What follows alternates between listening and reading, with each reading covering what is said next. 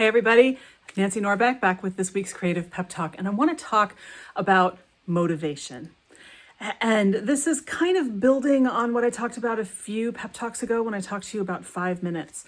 If you haven't listened to that one, I hope you will, because it is super, super, super helpful in anybody's creative process to understand the magic of 5 minutes. But I realized the other day, remembered is a better word, that a lot of us wait around for motivation, right? We say, I think there's a book in me, but I haven't felt motivated to write it. Or I've always wanted to play around with photography, but I haven't really felt motivated to do it. So I guess maybe it's not really for me. Insert your favorite creative pursuit here, dancing, acting, painting, whatever. And Lord knows this can go beyond the arts as well. But we tend to think that we have to be motivated to do something before we can do something. And it kind of makes sense, right? It's in the word. Motivation means that you have the energy and the impetus and the drive to go do a thing, right? But here's the sneaky thing about motivation. Motivation doesn't happen in a vacuum.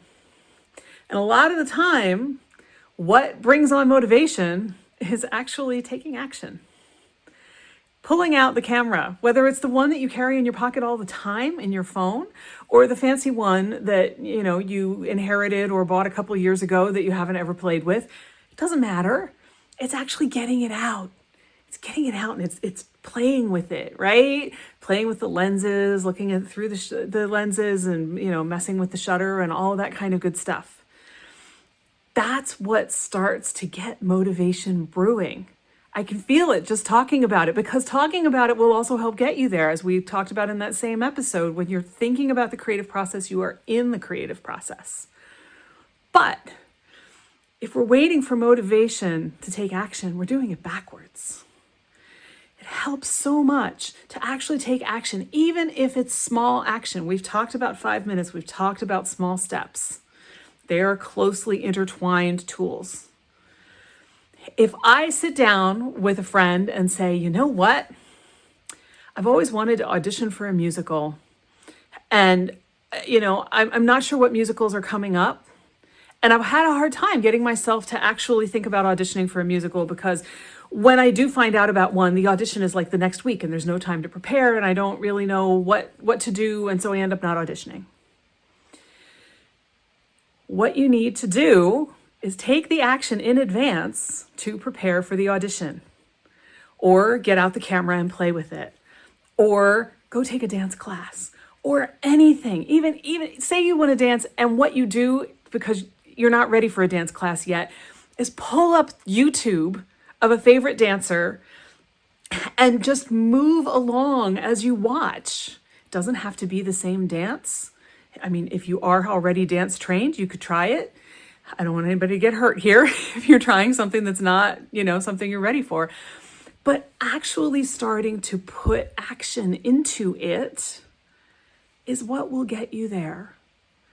Go take a voice lesson if you feel like you're out of practice and you want to get ready to audition for a musical or the local choir or whatever your particular musical thing is. Go take a lesson if you think you need to. Get yourself back in that spot. Let yourself feel like you are really a photographer, a writer, a dancer, an actor, a musician, any of those things. Because that will give you the inspiration to take further action. That's where motivation comes from.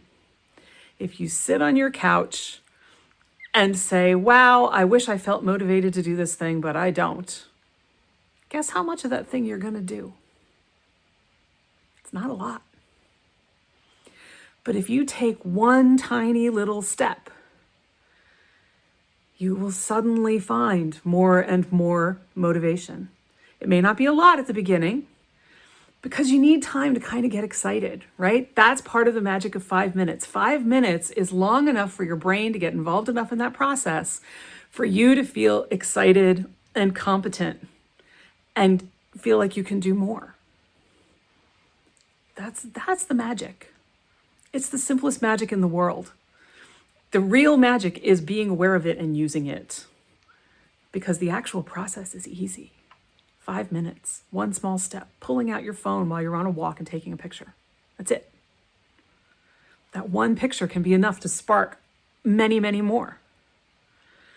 So if you've been waiting for motivation, this is the sign that you've been waiting for, that it's time to get up and take action instead. It doesn't matter how big the action is. We are not into leaping tall buildings, leaping tall buildings in a single bound. It's much better to take the small steps. It's much better because that kind of momentum is easier to sustain.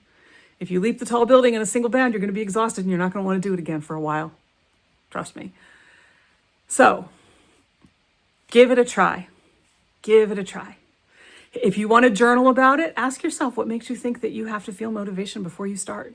Ask yourself where you've found motivation before. I guarantee you it will come out eventually in what you write that it started with taking action. It started with a conversation with someone that inspired you. It started with going and doing some small thing.